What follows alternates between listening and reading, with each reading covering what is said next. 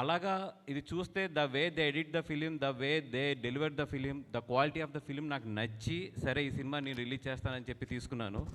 ఇది డెఫినెట్గా తెలుగులో అయితే మనందరికీ కూడా ఒక కొత్త కమర్షియల్ ఎలిమెంట్ అయితే మాత్రం ఇది చూపిస్తుంది ఈ సినిమా. డెఫినెట్గా అది నమ్ముతున్నాను నేను. అండ్ ఈ సినిమా డెఫినెట్గా మంచి సక్సెస్ అవ్వాలి. ఎందుకంటే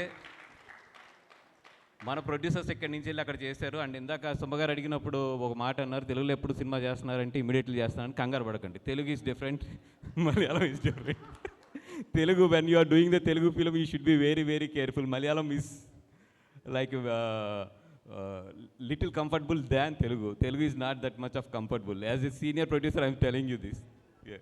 Be careful when you are doing a film in Telugu. Yeah. And Tivano sir, first of all, ఈ సినిమాలో నేను చెప్పాలంటే 2018 ఆఫ్ కోర్స్ నాకు ఆ సినిమా నచ్చి నేను చేశాను.